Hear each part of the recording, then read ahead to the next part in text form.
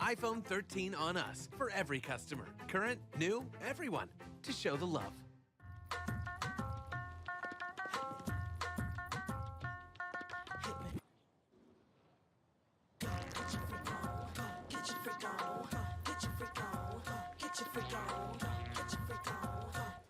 Black Star Network is here. Oh, no punching! I'm real revolutionary right now. Support this man, Black Media. He makes sure that our stories are told. Thank you for being the voice of Black America, Roland. Stay black. I love y'all. All momentum we have now, we have to keep this going. The video looks phenomenal. See, there's a difference between Black Star Network and black-owned media and something like CNN. You can't be black-owned media and be scared. It's time to be smart. Bring your eyeballs home. You dig?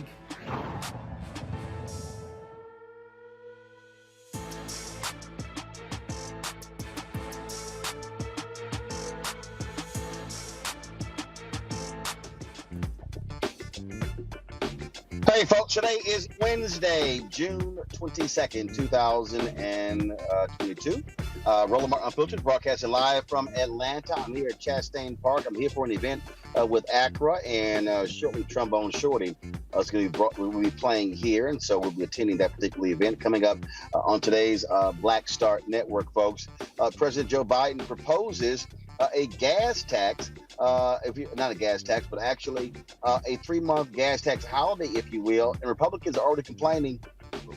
But I thought y'all said you wanted gas prices to go down. He's also encouraging states to do the very same thing. An African American who was accosted by two white men in Florida. We were talking with them on the show today. Of course, they threw a rock into his car. Remember, one of them was actually fired when he worked at a black-owned McDonald's. We'll talk to the folks involved also on today's show.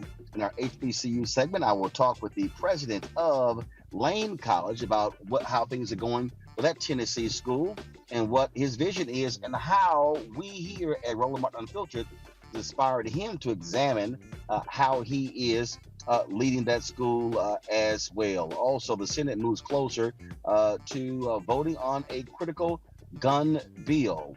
And we have more of the testimony of the two black women who went before Congress yesterday, who testified about how the thugs who support Donald Trump impacted their lives and how they have been fighting just to keep these people from attacking them. Their testimony was so shocking, it was so brutal, and we wanted to talk about it for a second day. So all of that coming up next on Roland Martin Unfiltered, right here on the Black Star Network. It's time to bring the funk. Let's go. He's got it. Whatever the biz, he's on it. Whatever it is, he's got the scoop, the fact, the find. And when it breaks, he's right on time and it's rolling. Best believe he's knowing.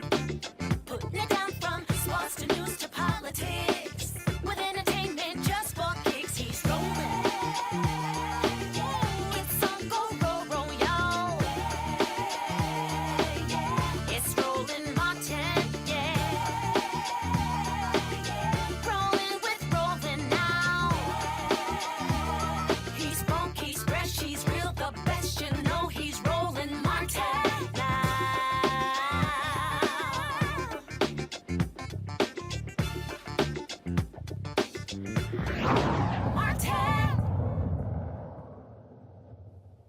Hey folks, Roland Martin here on Roland Martin Unfiltered on the Black Star Network. I'm broadcasting live from Chastain Park. I'm actually here in Atlanta for an event with folks at Accra. Yes, I'm sitting in one of their cars. And so it's quite warm here in ATL, so a lot cooler sitting in the cabin of this car.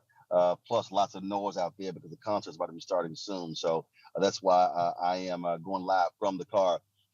Folks, yesterday, two black women from this state, from Georgia, went before the congressional committee and investigating the events around January 6th, and they talked about the impact, how their lives were impacted, how they were targeted, how they were the vile and destructive things that were said to them by people who support Donald Trump. Now, prior to their testimony, it was Congressman Benny Thompson, who is the chair of the committee, who laid out what the public was about to hear.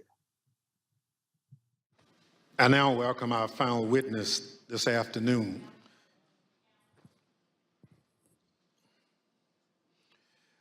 Andrea Shea Moss. Ms. Moss worked in the Department of Registration and Elections in Fulton County, Georgia, from 2017 until 2022.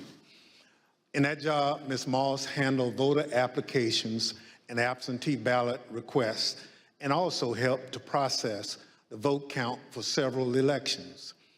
In December 2020, Ms. Moss and her mother, Ms. Ruby Freeman, became the target of nasty lies spread by President Trump and his allies as they sought to overturn the election results in Georgia. Ms. Moss and her mother, Ms. Freeman, are two of the unsung heroes in this country, doing the hard work of keeping our democracy functioning for every American.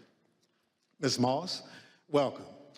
Thank you for your service, and I thank you for being here today. I will now swear you in. Please stand.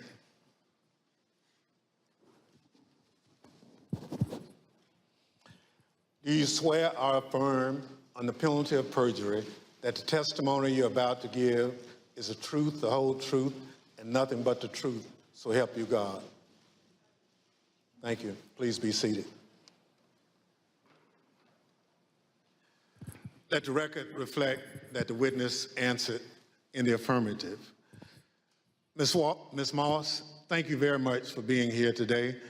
I understand that you are here along with your mother today. Would you like to introduce your mama?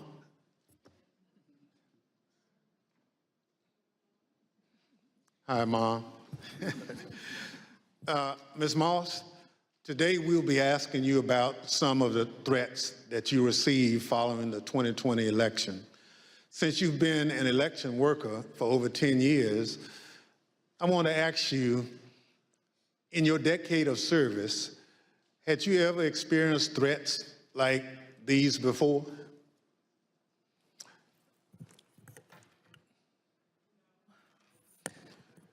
Don't be nervous. Just, I understand. So, and I want to make sure that the record reflects that you've done it for quite a while and you never received a threat, and your answer was no. Thank you. Pursuant to Section 5C8 of the House Resolution 503, the chair recognizes the gentleman from California, Mr. Schiff, for questions. Now, folks, Shay Moss was called out specifically by name by Donald Trump, and that's what caused his supporters to go after her and her mother. President Trump make these false allegations repeatedly during his call with Secretary Raffensperger. Let's listen to a portion of what he had to say about you and your mother. We had at least 18,000, that's on tape. We had them counted very painstakingly, 18,000 voters having to do with Ruby Freeman. She's a vote scammer, a professional vote scammer and hustler. Donald Trump attacked you and your mother using her name 18 times on that call. 18 times. Ms. Moss, can you describe what you experienced listening to former President Trump attack you and your mother in a call with the Georgia Secretary of State? I felt horrible. I felt like it was all my fault. Like, if I would have never decided to be an elections worker, like, I could have done anything else, but that's what I decided to do. And now people are lying and spreading rumors and lies and attacking my mom. I'm her only child. Going to my grandmother's house. I'm her only grandchild. And my kid. It's just, I felt so bad. I just felt bad for my mom, and I felt horrible for picking this job and being the one that always wants to help and always there, and never missing not one election. I just felt like it was my fault for putting my family in this situation. Good afternoon, Ms. Moss. Thank you for being here. I understand that you were employed by the Fulton County Registration and Elections Department for more than 10 years, and I understand that you love that job. Please tell us what made you so fond of the work that you did.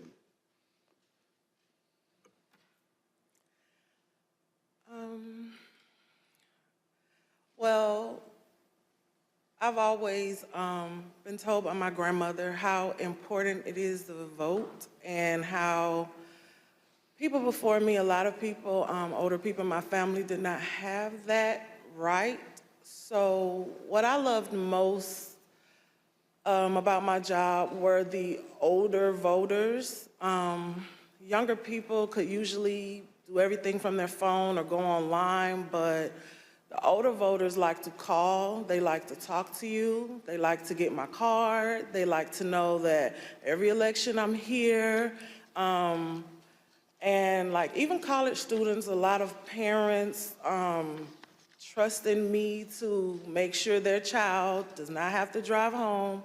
They'll get an absentee ballot, they can vote, and I really found pleasure in that. I liked being the one that, you know, if someone can't navigate my voter page, or, you know, they want a new precinct card and they don't have a copy machine or a computer or all of that, I could put it in the mail for them. I was excited always about sending out all the absentee ballots for the elderly and disabled people. I even remember driving to an hospital to give someone her absentee application. That's what I love the most. In addition to the personal impact this experience has had on you and your family, one of the things that I find most disturbing is how these lies discourage longtime election workers from continuing to do this important work. Tell us, if you would, of the other election workers shown in that State Farm Arena video and their supervisors. How many are still election workers in Fulton County? There is no permanent election worker or supervisor in that video that's still there. And those horrible things, did they include threats? Yes, a lot of threats, wishing death upon me, telling me that, you know, I'll be in jail with my mother, and saying things like, be glad it's 2020 and not 1920. Well, it wasn't your fault. Your mother was kind enough to come speak with us earlier. Let's listen to her story in her words. My name is Ruby Freeman. I've always believed that when God says that he'll make your name great, but this is not the way it was supposed to be. I could have never imagined the events that followed the presidential election 2020. For my entire professional life, I was Lady Ruby. My community in Georgia, where I was born and lived my whole life, knew me as Lady Ruby. I built my own business around that name, La Ruby's Unique Treasures, a pop-up shop catering to ladies with unique fashions. I wore a shirt that proudly proclaimed that I was, and I am, Lady Ruby. Actually, I had that shirt on. I had that shirt in every color. I wore that shirt on Election Day 2020. I haven't worn it since, and I'll never wear it again. Now I won't even introduce myself by my name anymore. I get nervous when I bump into someone I know in the grocery store who says my name. I'm worried about who's listening. I get nervous when I have to give my name for food orders. I'm always concerned of who's around me. I've lost my name, and I've lost my reputation. I've lost my sense of security, all because a group of people, starting with number 45 and his ally, Rudy Giuliani, decided to scapegoat me and my daughter, Shay, to push their own lies about how the presidential election was stolen. Ms. Moss, how has this experience of being targeted by the former president and his allies affected your life? It's turned my life upside down. I no longer give out my business card. I don't transfer calls. I don't want anyone knowing my name. I don't want to go anywhere with my mom because she might yell my name out over the grocery aisle or something. I don't go to the grocery store at all. I haven't been anywhere at all. I've gained about 60 pounds. I just don't do nothing anymore. I don't want to go anywhere. I second guess everything that I do.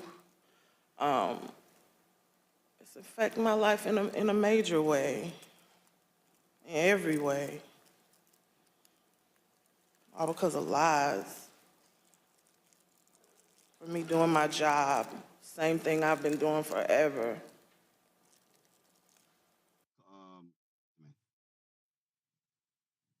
Now, folks, Donald Trump and his supporters literally said that Shay received a flash drive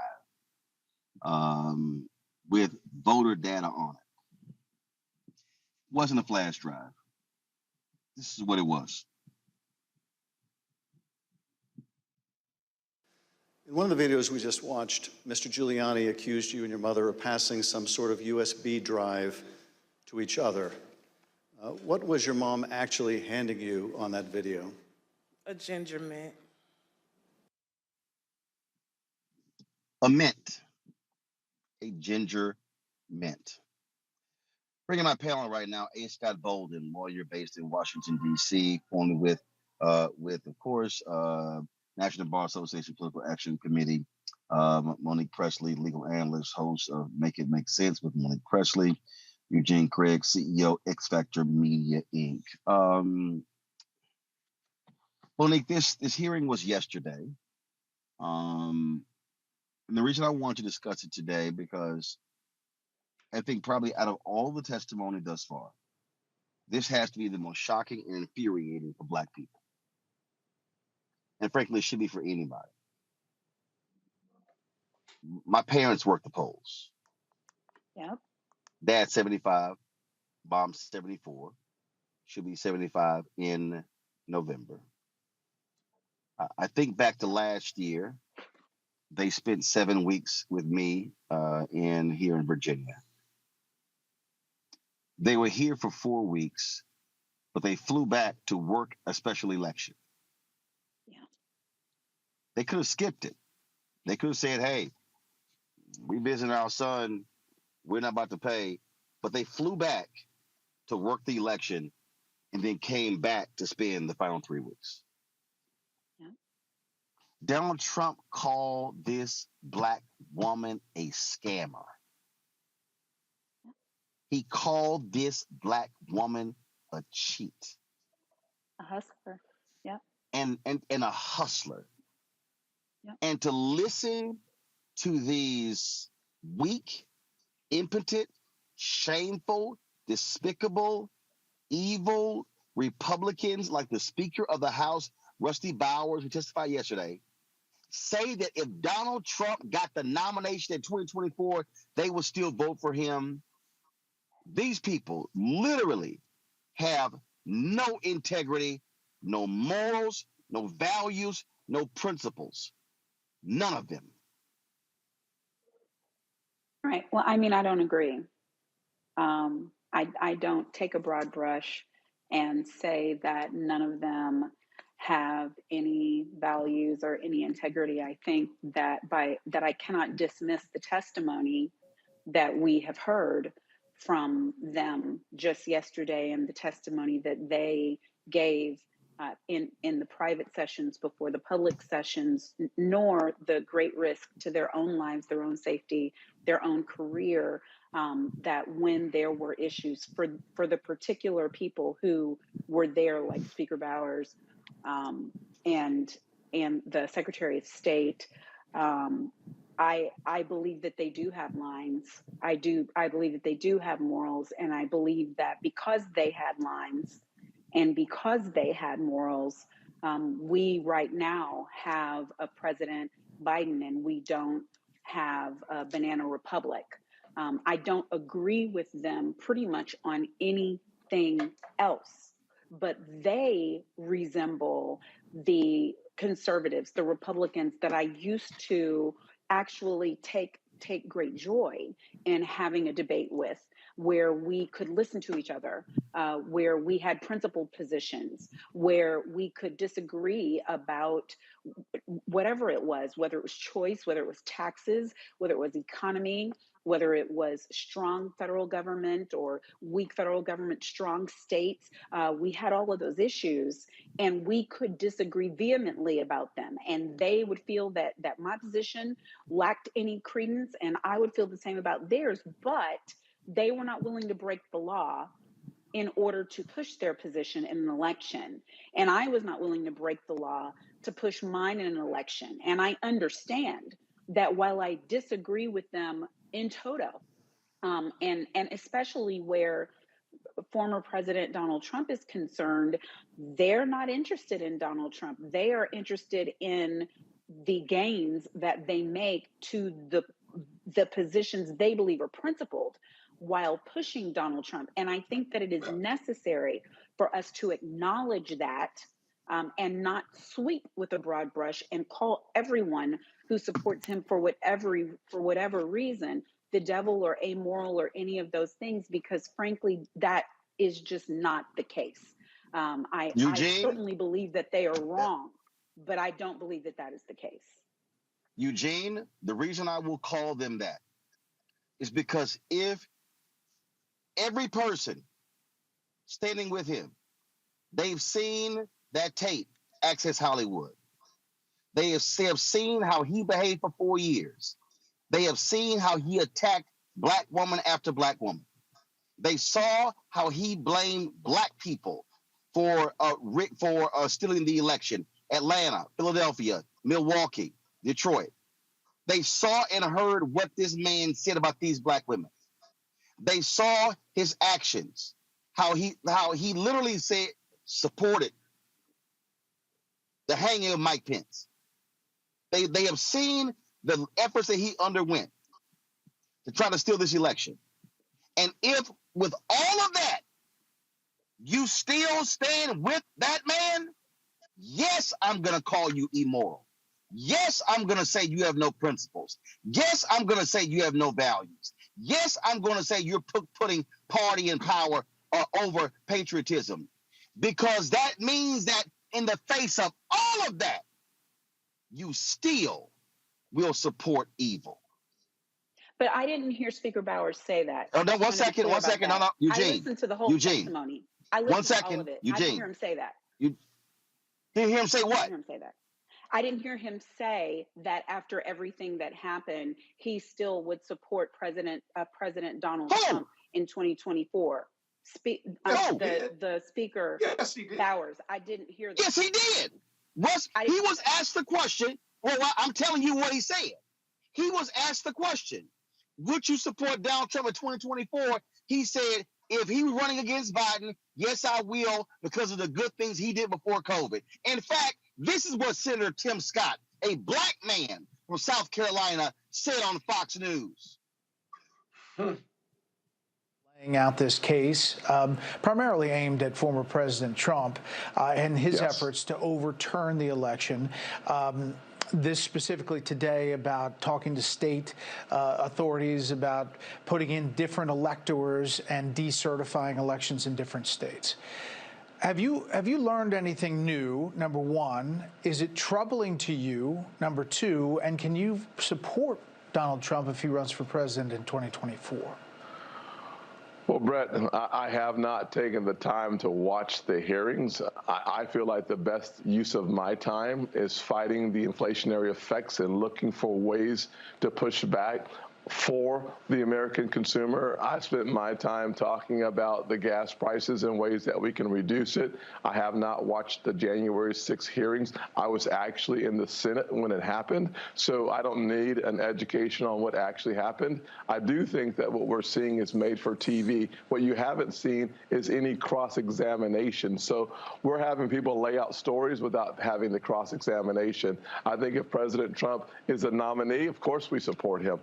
The Republicans will always present a better solution to the problems that we are faced with in the marketplace today than the Democrats. So, Eugene, go ahead. You're on mute, Eugene. Hey, can you guys hear me? Okay, there's a lot to unpack there. For starters, morality and power sometimes go together, and more times than not, it doesn't, right? And so, these folk, I mean, look, this guy's the Speaker of the House of Arizona. He's not going to give up his power for a moral cause. The reason he's sitting there is because, he decided not to break the law and put himself in legal jeopardy with some of the things that people were asking him to do. In regards to Senator Scott, Senator Scott, known him for a good while, many years. But he's somebody that's made a decision to put party and power over righteous causes at this point. He's running for president. And so he's watching his words. He's making sure he doesn't piss off the Trump base. But, one more time, real leadership is actually standing up for principle. Scott, there was a Republican in South Carolina who voted to impeach Trump. He just lost the primary in South Carolina. And he made it clear. He defended his decision on that particular vote. You get a Republican representing a district outside of Buffalo who chose not to seek re-election because when he called for gun legislation, the right went after him and he said, oh, I didn't want there to be a fracture in the party, as opposed to saying, I am going to stand on principle and run, and if I get defeated, I did the right thing. I remember when Senator Jeff Flake was in the Senate, and he goes to the floor and he gives these speeches, and all the media people, oh my God, that was a fascinating speech. No, it wasn't. Because when it came time to show conviction and principles, he chose not to seek re-election because he didn't want to face losing. Senator Ben Sasse of Nebraska had a lot of stuff to say about Donald Trump until it came time for re-election. Then about a year out, he went damn near into the witness protection program, saying nothing.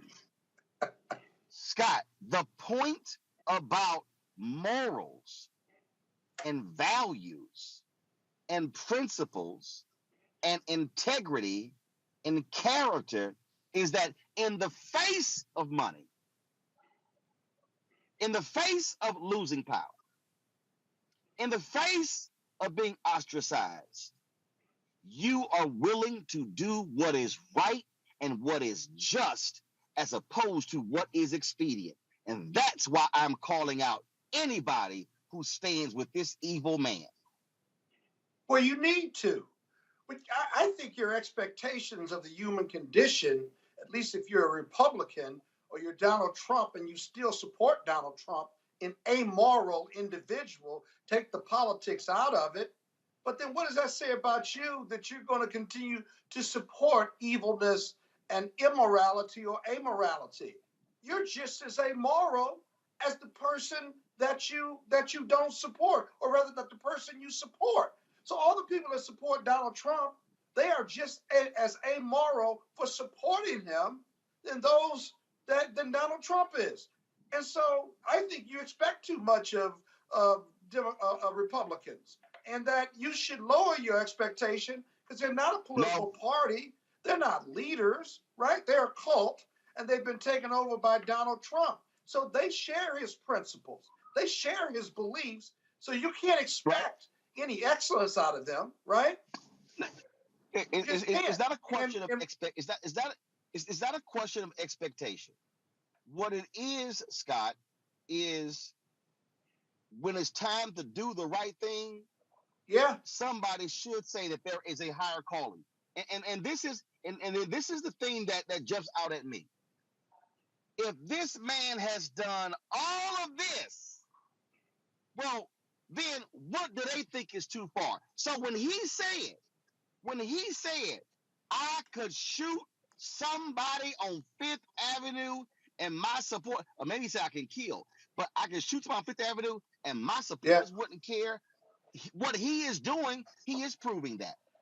And the reason I'm laying this out this way is because for everybody watching and listening, what we now need to understand is that they will do anything to maintain power. But the fact that Speaker of the House, Rusty Bowers, I'm going to still vote for him. Despite Bill Barr, I'm going to vote for him. I'll still vote for him. Tim Scott, I'm going to still vote for him. So, folks, I need Democrats, progressives, and the media to stop wondering if there's a bottom. The moment that man trashed POW Senator John McCain, black people knew, # we tried to tell you. And so that's why I'm calling But he didn't. Yeah, but he didn't say that in his testimony. I just looked it up because I knew that I listened to the whole thing. He said that to the what he said in his testimony. Well, He no, said but you said that it. was his testimony. You said it was what his I'm saying testimony, is and I thought I was he was wrong, asked. but it was The man was asked about it. that's And by what I'm journalist. saying is Yes. person after person Let's after get the record person right. after person after person, they will line up and support this man. And so for everybody watching and listening, you need to now understand they do not care. There's That's not true. It's just it's so obviously not true. It's so Monique, that's a lot. obviously not Monique, true. they don't care. It's so obviously not true. They I mean, don't care. you know what? They've exchanged Hold on, Scott. Hold on, Scott. Scott, hold on. Monique, how is it obviously not true when you will still support a person after all the crap that they've done? Because your premise is wrong. What you are saying is because are you going to let me answer you or no? Oh, I'm going to let you answer, but no, it's not, but go ahead. Okay. The premise that they lack all morals, that they lack any principle because they are willing to support this man, Donald Trump, who has said what he has said about Black women, who has done the things that he has done, that premise is wrong. If they lacked all morals, if they lacked all principles, the testimony that we heard from them, we would not be hearing. They would be amongst the ones who are currently under subpoena because they were, you can disregard me, you're being disrespectful. What I am saying is, okay, what I am saying, one moment, I am mid-sentence, I promise you, and I'm gonna hold it.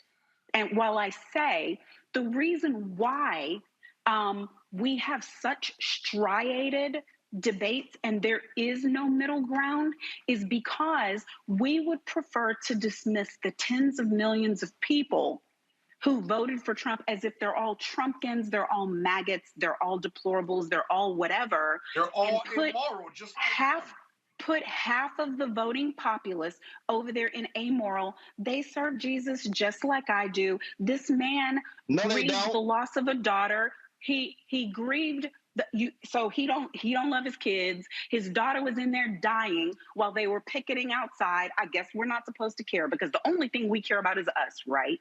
So we're going to be that which we detest. We want people to care so much about the way that Trump hates us that they're willing to step away from every other principle, whether it's freedom of choice, whether it is, whatever they believe about Roe v. Wade. We want them to step away from their closely held principles that they have had since they were teens because he does what he does where Black people are concerned, because he himself is amoral, because he is all of these things.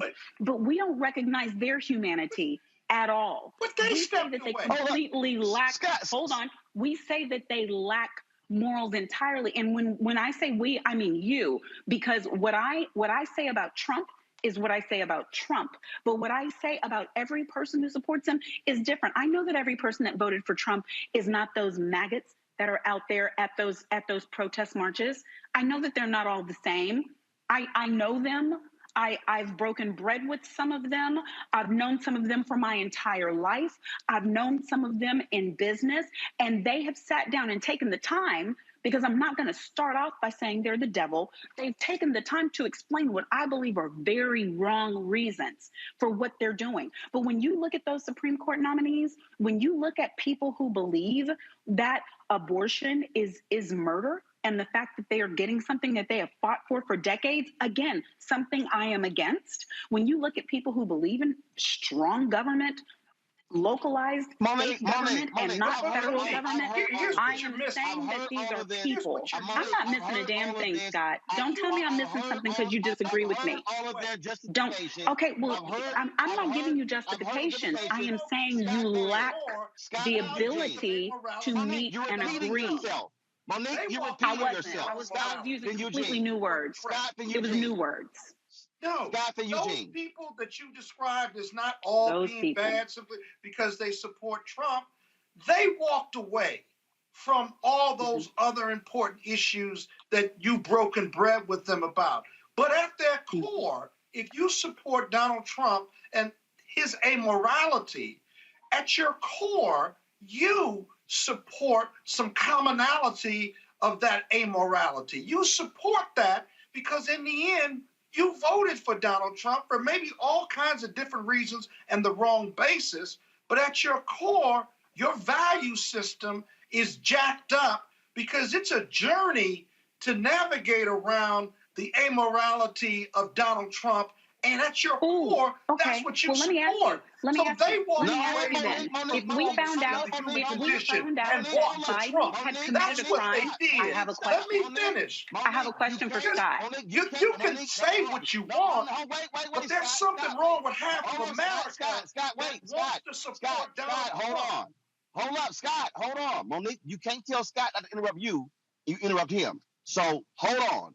I'm going to Scott. He's going to finish his point. I'm going to Eugene. I'm coming back to you. Scott. I made my point. I think half of America who supported Donald Trump has that amoral gene or that core, and they walked away from what they know to be righteous and true in exchange for power, right? So that's my only point. I'm not making you wrong. What I'm saying is there's more to it, and I'm being generous when I say Eugene. that. But let me tell you something. Eugene. Donald Trump is a problem, but he represents what's wrong with half of America that supports his bullshit. Agreed. Eugene. So I will say this. I think both Scott and Monique make some pretty salient points. For what it's worth, Republicans and conservatives look at Democrats the exact same way as being, immoral, amoral, out for power for XYZ reasons, right? 2016 was a A/B choice, and there were a lot of folk that found Hillary Clinton to be more immoral than Donald Trump in that present moment. But I can also say that I do know some Trump supporters that are good people at their core. They're just diehard partisans, and they're going to, and as I said earlier, morality and power many times just don't go together. They never have, and they never will. Well, and again, the point that so here's one of the things that. It was about to be my turn. It's one of the things. Well, first of all, I'm still going to talk. So you're going to talk, but you're going to talk after me. Exactly. The reason I'm looking at this is because I think about Jim Crow, and I think about how folks said, "Oh no, so and so is a nice person," but if you were supporting Jim Crow legislation, if you're supporting that way of life, no, they're not racist. They're still good people.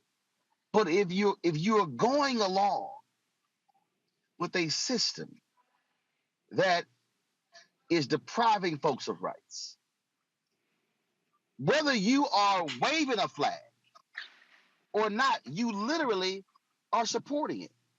And what I am saying is that when you have morals and conviction and principles, you are willing to sacrifice something because you say, I'm sorry, that simply isn't right.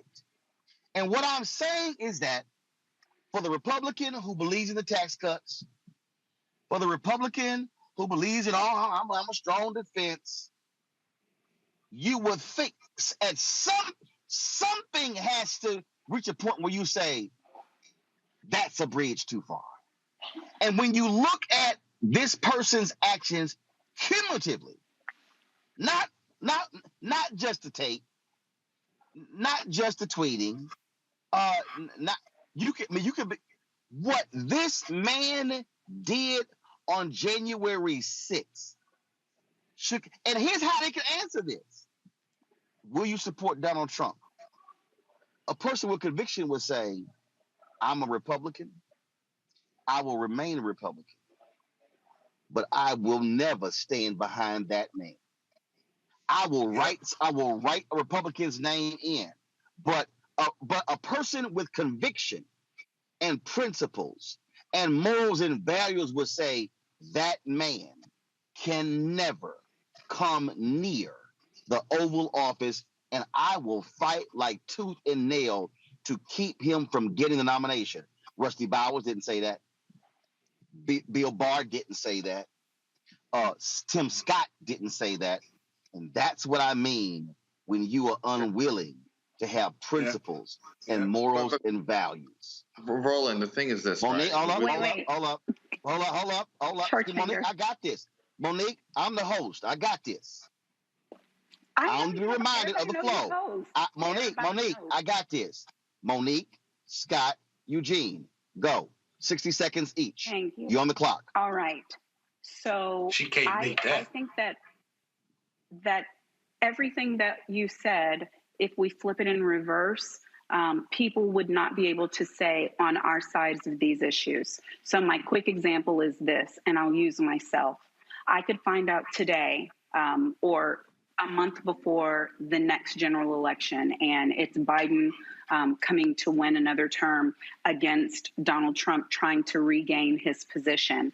And I could find out that Biden had murdered small children when he was young.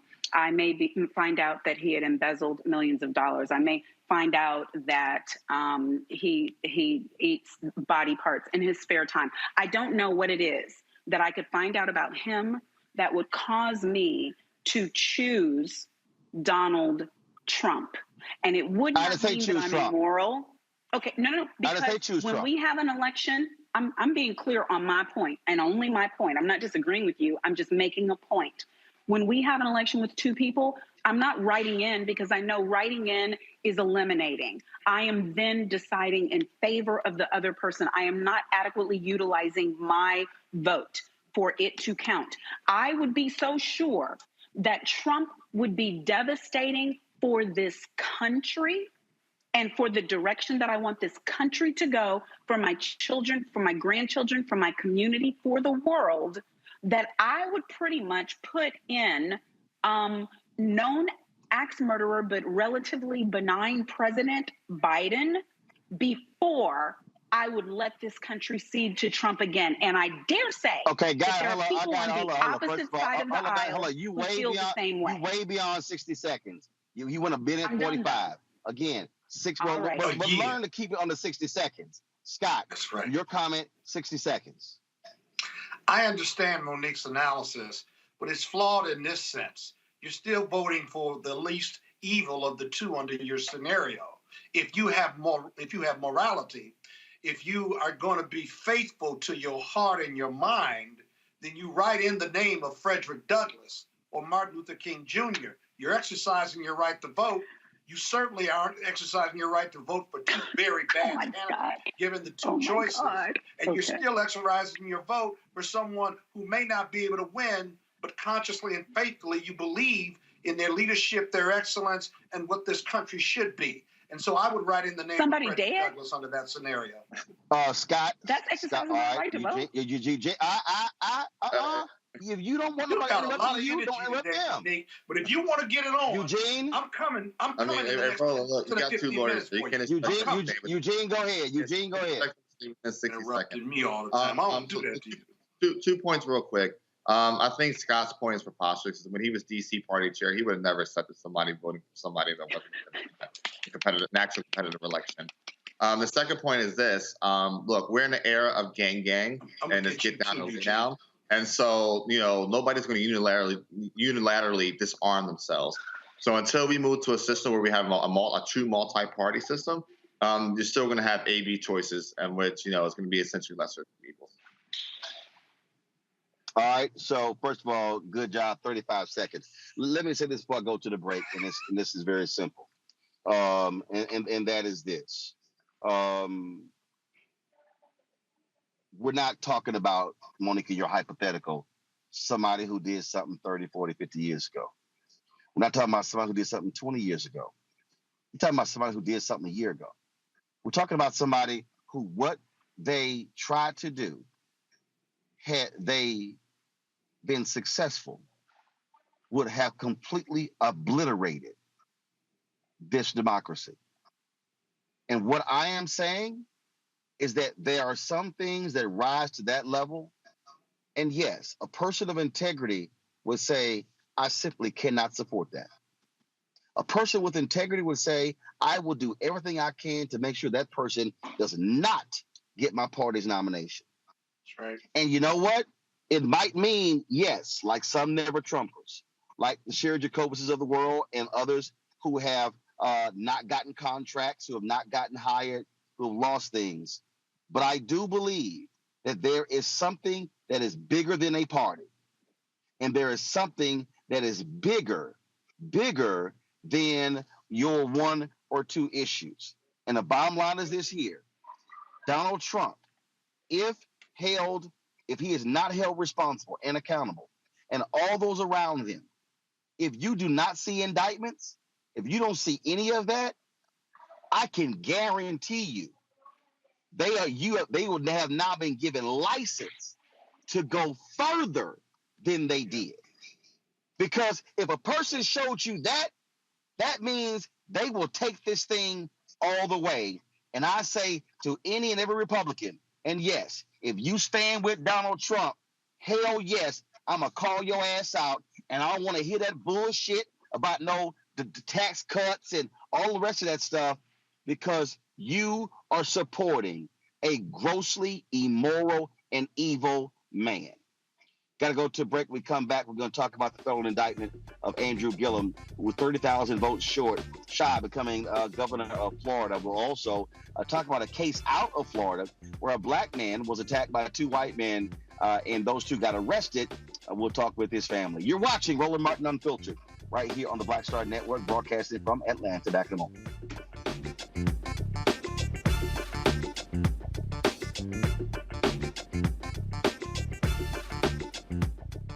Verizon just gave us all a brand new iPhone 13. We've been customers for years. I thought new phones were for new customers. We got iPhone 13s too, switched to Verizon 2 minutes ago. Ours were busted, and we still got a shiny new one. Check it out.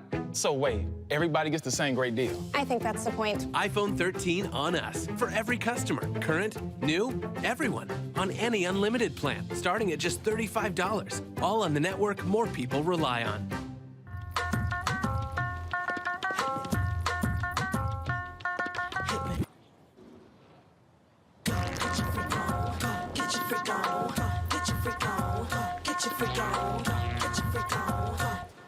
On the next A Balanced Life with Dr. Jackie, we're talking all things mental health and how helping others can help you. We all have moments where we have struggles, and on this week's show, our guests demonstrate how helping others can also help you. Why you should never stop giving and serving others on a next A Balanced Life here on Black Star Network.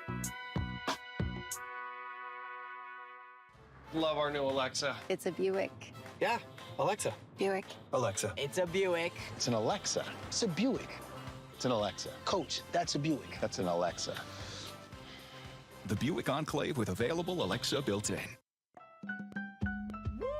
We're all impacted by the culture, whether we know it or not. From politics to music and entertainment, it's a huge part of our lives, and we're going to talk about it every day right here on The Culture with me, Faraji Muhammad, only on the Black Star Network.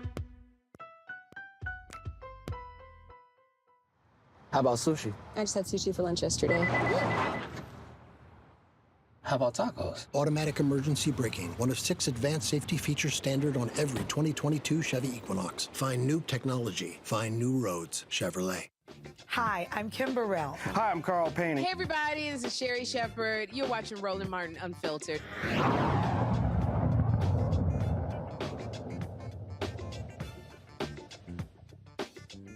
All right, folks. Former Democratic gubernatorial nominee in Florida, Andrew Gillum, has been hit with 21-count indictment in Florida on charges of wire fraud and lying to FBI authorities. Gillum, as well as his longtime associate Janet Letman Hicks, also faced 21 charges, including conspiracy, wire fraud, and making false statements. Now, U.S. attorney claimed the pair diverted monies received from 2016 to 2018 to a company owned by Letman Hicks before funneling it to Gillum for personal use. This is a statement Gillum put out before charges were made public. I've spent the last 20 years of my life in public service and continue to fight for the people. Every campaign I've run has been done with integrity. Make no mistake, if this case is not legal, it is political. Throughout my career, I've always stood up for the people of Florida and I've spoken truth to power. There's been a target on my back ever since I was the mayor of Tallahassee. Now, the thing that's interesting here is that some of the charges relate to, again, not feeling him getting, dinner paid for, tickets to a Hamilton Broadway play in Florida, in New York. But Scott, his was interesting. He was fined by the Ethics Commission, paid the $5,000 fine, and continued. So when you look at this, I've already talked to several lawyers who frankly call this flimsy and saying you're going after somebody when literally he paid the fine, and in terms of this whole idea that he did not report these gifts. Yeah, but you got to understand the bifurcation between the Federal Election Commission, which is civil and regulatory. He signed he paid a fine. We don't know what statements he made to the FEC or what his co-defendant made to the FEC. That's one thing. And then secondly, for the government to go after you, DOJ, which just feels like a kickback scheme, right? Whether he was working or he was receiving some remuneration, he can't be both the candidate as well as the campaign manager. They had a pattern and practice of doing this. It took them years, several months, in order to put this case together. And a 21-count indictment means they feel pretty strongly that this wasn't an accident, that they had the mens rea, and they had criminal intent in regard to compensating him. And so they'll have a lot to prove. And I'm sure they'll have a defense, but criminal prosecution is a lot different than the FEC. But Monique, how is it a kickback when it's your company? Right. Well, I mean, we saw a similar thing happen where a 45-count indictment of a state senator in Tennessee turned ultimately into a 5-count indictment and then a 2-count conviction. It started out at $110,000, wire fraud included in 4 of the charges. It ended up in $3,500 of her own money, and she ultimately was sentenced with no jail time. That state senator, Katrina Robinson. And what I said yesterday when I found out about this was they do wire fraud when they don't think anything else is going to stick. But maybe Gillum is right that when it's not legal, it's political. Maybe it is legal and political. As Scott is saying, they don't charge where they don't think that they can get it done. But either way, my bottom line is that this is so just severely and significantly unfortunate for someone with as bright a light, as much talent, as much brilliance as him. To have these back-to-back challenges, and this one seemingly more serious than the one before, but they must have a reason that they think it's important to continue to go after him. Well, they just don't like hold on, Scott. Eugene, it has been a downfall, if you will, for Andrew Gillum. As I said, 30,000 votes short. Then, of course, you had him being found passed out in a hotel with a male escort. He talked about his going into depression after losing that race. He came out as publicly as bisexual, and now you have this, and so I mean it has been a very, very rough 3 years for Andrew Gillum. Yeah. So just what I've read since the news is broken. I think, she's probably in more jeopardy than he is. Of course, as a candidate, everything falls on him. And as, this looks to date back to his time as when he was still mayor, the investigation.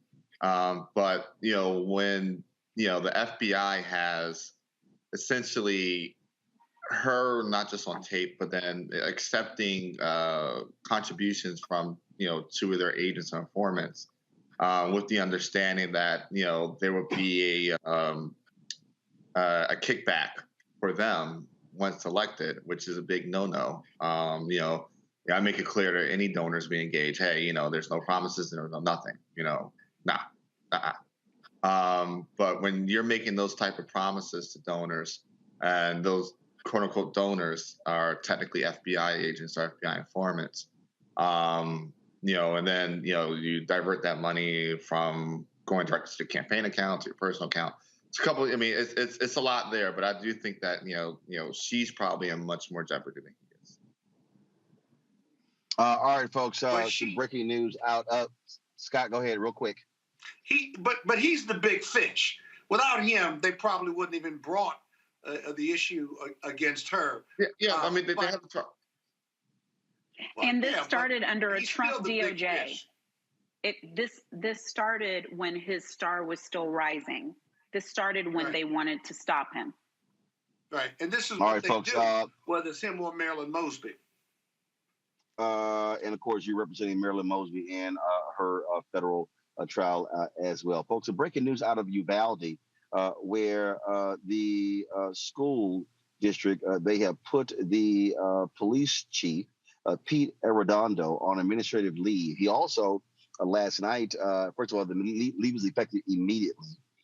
And last night, the city council, he was elected to the city council, they voted not to allow him to be able to excuse from meetings and be on sabbatical there as well. And so Arredondo, of course, was the one who was the on-scene commander who made so many fatal mistakes, keeping the cops from going inside of the school where the 19 children were killed, as well as 2 teachers. And so we will continue to follow this story as well. Going to a break, we come back. Talking the case out of Florida that got lots of attention when it went viral. And also we'll hear from the president of Lane College about what he is doing to rebuild, restore, and move from surviving to thriving, that HBCU in Tennessee. Those of you who want to support us in what we do, please let's download the Black Start Network app.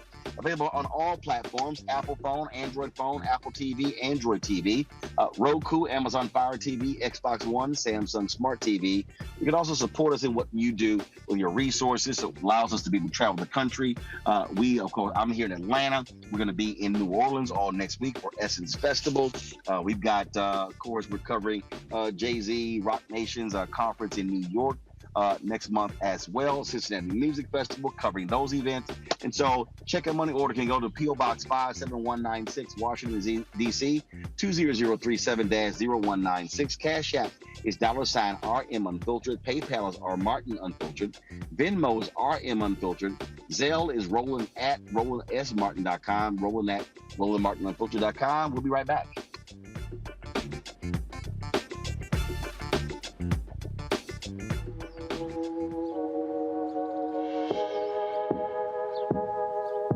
Hold fast to dreams.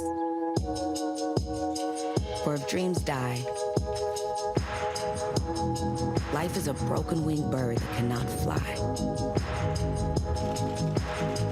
Hold fast to dreams. For when dreams go, life is a barren field, frozen with snow. Love our new Alexa. It's a Buick. Yeah, Alexa. Buick. Alexa. It's a Buick. It's an Alexa. It's a Buick. It's an Alexa. Coach, that's a Buick. That's an Alexa. The Buick Enclave with available Alexa built-in. On the next A Balanced Life with Dr. Jackie, we're talking all things mental health and how helping others can help you. We all have moments where we have struggles, and on this week's show, our guests demonstrate how helping others can also help you. Why you should never stop giving and serving others on a next A Balanced Life here on Black Star Network. How about sushi? I just had sushi for lunch yesterday. How about tacos? Automatic emergency braking, one of 6 advanced safety features standard on every 2022 Chevy Equinox. Find new technology. Find new roads. Chevrolet. This is Diala Riddle, and you're watching Roland Martin, Unfiltered. Stay woke. This is Director X, the director of Superfly on the red carpet, or the black carpet, and you're watching Roland Martin Unfiltered. Yo, what up, y'all? This is Jay Ellis, and you're watching Roland Martin Unfiltered. Hi, I'm Chaley Rose, and you're watching Roland Martin Unfiltered. I'm Lex Scott Davis, and you are watching Roland Martin Unfiltered. Hey, what's up, y'all? It's your boy Jacob Lattimore, and you're now watching Roland Martin right now.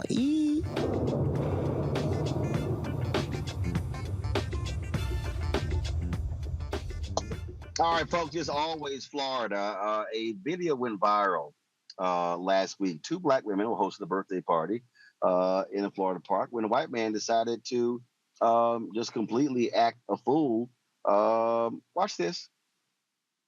Ma'am, you need to give my child You need to space. get out of my space I will break right your now. jaw and fucking I dare you. Get the camera out. Get the camera out. It's recording. Listen, Thank that's you. great. You're recorded. That's And this great. is going to be aired. And So we'll see stay if you away have a from- job tomorrow. That's great. Stay We'll with see my if you have a child. job tomorrow.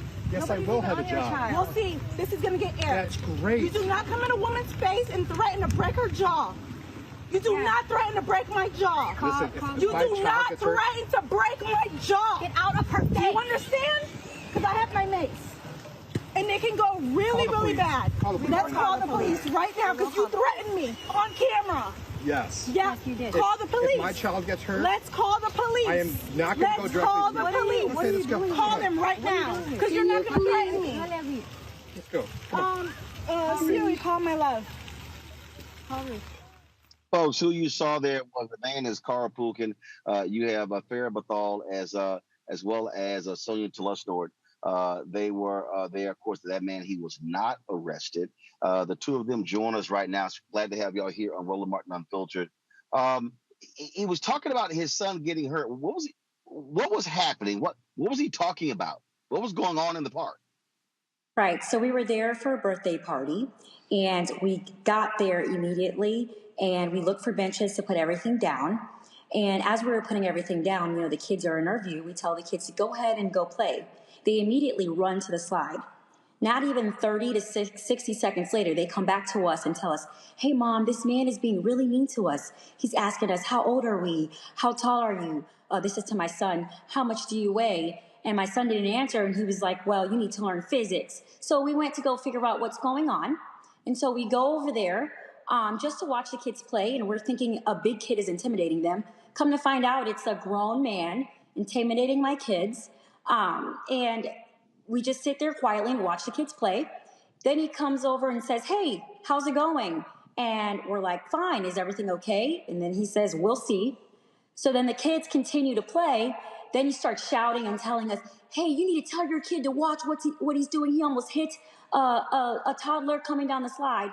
Now, just for a little bit of context, there was a toddler in an area designated for kids aged 5 to 12. And the toddler shouldn't have been there. And there was no safety issue. My son was coming down the slide, saw the toddler left, and he came down. He kept saying he's trying to stop something before it happened. We then had told him, please address us and not our children. So one second. So was the toddler his? No, the toddler was not his. No. The toddler. Okay. So the toddler wasn't his. Were the parents of the toddler around there? Yes. Yes. And that's why I said she should have came to me. They weren't yelling the cussing? No. So basically he decided to be rent-a-cop for the whole playground. Yes, exactly. Yes. He decided to be safety patrol Carl for the whole playground. So he comes over to my sister's face this close. She could have headbutted her, and says, we say, give us 6 feet. And he comes to her and says, I don't need to give you 6 feet. And my 12-year-old daughter immediately grabs my phone instinctively and starts recording and catches him on video saying, I will break your jaw in an effing heartbeat. Calling us classless, trash, animals, transvestites, anything you can imagine. Then says racial terms like everyone's your cousin, and just really demeaning us for no reason. So cops call, they come out, and he doesn't get arrested. What did they say? So at first, they wanted witnesses, and we told them that we had a video camera, and we showed them exactly what happened. And they advised us that due to a law in Florida, they are unable to arrest him, and that they were going to send everything over to the state attorney's office, and then they were going to have to sign off on, arrest or not. And another thing I wanted to mention is that the park's footage validates and confirms our accounts of what happened with him being the aggressor and him approaching us for no reason and threatening bodily harm against us. So apparently something else happened with somebody else, and this guy was arrested. Yep. So I posted this video because I was so mad that he wasn't even arrested because of this Florida law called misdemeanor exception. We were advised by the police officers that if they don't physically see it, they can't arrest him. They have to send it to the state prosecutors. So I posted my encounter on Facebook, and a family reached out to me and said, hey, we've been trying to identify this person who chokeslammed our 15-year-old family member at a movie theater. And when the cops came, he fled, so they couldn't find out who he was. So because of my post, I was able to help a family identify who this person was. Wow. And so as a result of that, he was arrested and charged with battery last Friday. And his ex-wife was the one who called. Yes, his ex-wife is the one who called because she was concerned of the children. The children were in his possession at the time, I believe. And his ex-wife is the one who called. Well, we certainly are glad that nothing physically happened to the both of you or your children, but certainly by exposing him, that was important. And I keep saying, when he said, I'm not going to lose my job, well, guess what? You now arrested, and now your name is known nationally for being an aggressive bully. And again, putting your hands on somebody, yeah, you can get jail time for that. And so we certainly will see what happens in this case. Any future action y'all plan on taking against him, or you're simply waiting for the state's attorney to make their decision? So we do know that there is a warrant out for his arrest. So we are just awaiting for him to be arrested. A warrant out for his arrest in your case? Correct. Yes. Got it. Okay. Yep. So we're just see that, justice is going to be served, or the start of justice will be served. And yes, we will be pursuing further action because, he threatened us, dehumanized us, he sexualized us as well in front of children. And it just wasn't okay. And he needs to be held accountable for his actions. All right, then. Well, I certainly appreciate both of you joining us here on Roland Martin Unfiltered, and certainly let us know what happens next in this case. Thank you. I appreciate it. Eugene, this is the thing, man, that we keep talking about. I mean, damn, black folks can't even go to the damn park and not be accosted. It's crazy. It's a wild world. But listen, if he wants to be a tough guy, let him go to jail with the tough guys and let him duke it out with the tough guys in jail. You want to slam kids? All right, let's send them down to the county and see if you want to slam anybody. You want to accost women? All right, cool. Send them down to the county, see if you want to go in there and accost some folk. You want to be a tough guy? Let's go put you with some real tough guys and see how you act. And Scott, when you look at these stories, when you look at what happens, keep in mind you had the white guy in Florida who shot and killed Lucy McBath's son, Jordan Davis, over, your music is too loud, then lied and said they pointed a gun at him. That was never the case. Now he's sitting his behind in prison for a long time. So it's like, okay, if that's what unfortunately, in that case, Davis was shot and killed. But people like this, they've got to be held accountable for literally threatening the lives of black people. Yeah, and they all seem to fit a pattern or practice. They all kind of look similar. They all have these attitudes and hot tempers. But I think they're cowards more than anything because they want to attack those who are the least, the lost, or the left out, or African American, or women, or young kids. There's someone that they can pick on, if you will, at least perception wise. And you're absolutely right. There are a lot of them out here, and it's based on race, even though it gets complicated, because if you're just an asshole, then you can be any color. But no, you couple racism with asininity, and then you have them taking advantage of people who are trying to. But I will tell you this, those two sisters, they wouldn't give it up no ground whatsoever. She told them, I got some mace, and it'll go wrong real fast and stuff. But just really weird. And you're like, where does this come from? I mean, why are you jumping on people and arguing with people? You got nothing better to do. And again, they're at the park, enjoying themselves, and now white privilege and white asininity begins to invade their space. Just really unfortunate. But Black people, you got to be on the lookout for it, because it's all around us. I keep saying, Monique, there is this entitlement, this idea that we have to step back and get out of the way. And I think back to the movie Rising Sun, when the guy, they're waiting at a valet, and he tells Wesley Snipes to fetch the car.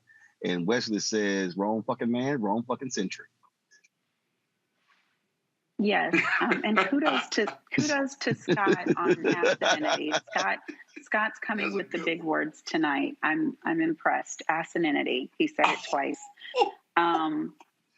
Listen, yeah, but I mean, I would pray that a jury would pay attention, right? Maybe better than my colleagues tonight, because we can't conclude that the only reason this man attacked those women is because he's a racist, or that the only reason he attacked them is because they're Black and he's white and it's privilege. It's obvious, based on the video that got him arrested, that he, with a toddler in his hands, will use his hand and attack a young white male teen and push him to the ground in a violent assault.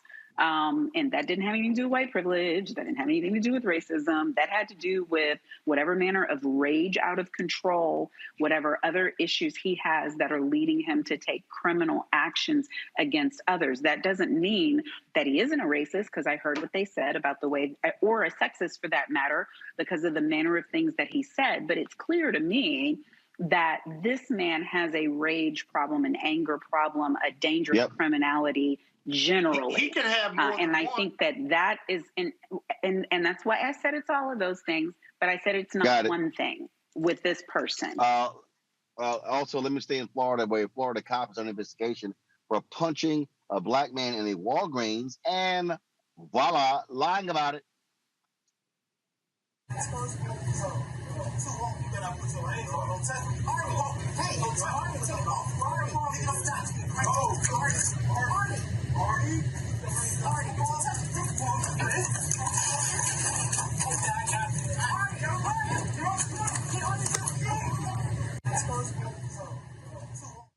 Now, Artie Edwards was upset with a Walgreens employee who would not accept his $20 bill. This officer, Kyle Culver, arrived and asked Edwards to leave the store. After a short argument, Culver punched and arrested Edwards for obstructing an officer without violence and trespassing after warning. In his arrest report, Culver alleged Edwards clenched his fists, but as you saw, the body cam proves Edwards did nothing to provoke the punch. It's not clear if Culver is still on active duty. I keep saying, y'all, they lie on that police report, and that video contradicts that lie, automatic firing. Now, Monique, you disagree every time I say that, but they has got to go. Right. No, I'm going to lie on the report. Yeah, I disagree. You're going to lie on something else. Right. Well, I mean, that is supposed to be when you lie on a government document in that manner, that is supposed to be an immediate administrative leave that leads to the process of discharge. You have due process rights as a government employee, so it's not an immediate firing, but the process does start for that. But what I was thinking about this was that could have been easily another George Floyd incident. I'm thankful that that man is still alive. I mean, the circumstances are so similar with the question about the presenting of the U.S. tender, the not receiving it. I'm guessing the clerk probably thought that it was counterfeit. It doesn't mean that it was. It just means that it wasn't received. And then here come the police about something where really the police do not necessarily need to be called. I don't know what led to them being involved in that, whether the clerk called them or whether it was because the man was upset about it. But either way, that could have been even more devastating than it was. I'm thankful that everybody's still alive. Roll cop, Scott. Roll cop. Yeah, they do maybe. They can do whatever the hell they want. Yeah, you're right, maybe. But I think Monique misses the point here again tonight. Look at the video. Even if you call the police because you have an upset customer and the employee of the company of the store calls them, there is no de-escalation here. He's aggressive. He walks up on him. This citizen, this young man, was arguing with the police and said, "Don't put your hands on me," and he's upset. Why not ask him to step outside? Why not say, "Hey, let's talk about it"? But no de-escalation is in place there. He walks up on him. He's trying to put his hands on him, and then he punches him and takes him down. It doesn't even look like the cop even knows all that's going on, other than you have an irate citizen. Well, it's not illegal to be an irate citizen, but now you create a circumstance where you're going to charge him with a minor misdemeanor for disobeying a police order or whatever the charge was. The police drove that narrative, that negative narrative. They drove the arrest, and that's illegal in and of itself, inappropriate and unlawful, if you will, because it could have been handled completely differently. And Monique is right about one thing. We're lucky that this kid is alive. We're lucky because it could have gone south, again, driven by the police negative narrative. Yeah. Eugene? Look, I'm going to make it very clear. If an officer lies on a report, which is an official document, it should be held in the same regard as perjury. If I lie in a report, an affidavit, it's perjury. They lie in a report, it needs to be perjury, and it should be automatic. I agree. I'm not a supporter of Leo Bore. I think Leo Bore should be wiped out across the country. But hey, firing and then full perjury charge, get them about the way. Because they have the power to ruin people's lives by lying. Hey, by the way, Roland, if that same gentleman was white, the approach would have been completely different. Completely different. No. Yeah. You think so? Yeah. No.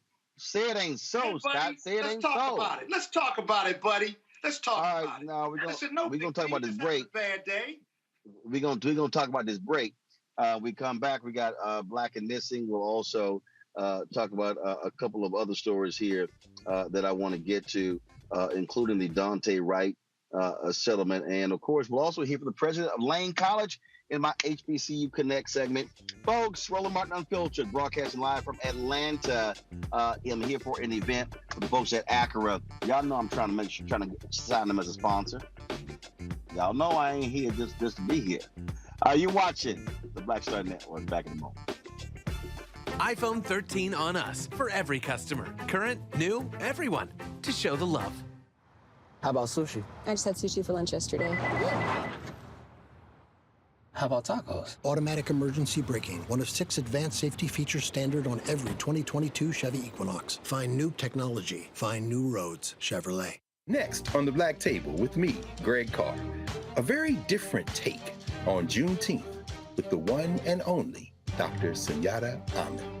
We'll explore the amazing foods, remedies, and rituals that are a part of our history and the Juneteenth holiday. So it's our responsibility to return the healthier version to our folks instead of just the red liqueurs marketed to us, the red sodas and the other things. I mean, why does the Kool-Aid man have to sound like Louis Armstrong? He's like, oh yeah! Yeah, right.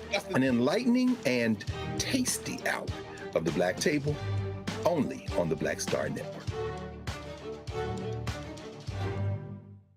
Love our new Alexa. It's a Buick. Yeah, Alexa. Buick. Alexa. It's a Buick. It's an Alexa. It's a Buick. It's an Alexa. Coach, that's a Buick. That's an Alexa. The Buick Enclave with available Alexa built in. I'm Deborah Owens, America's Wealth Coach, and it's time to get wealthy. This economy is going topsy-turvy. What does this mean for recent graduates from college? We're talking with Leilani Brown, author of From Campus to Career. One of the first things that a graduate can do that serves them well is learning how to tell their story. That's right here on Get Wealthy, only on Black Star Network.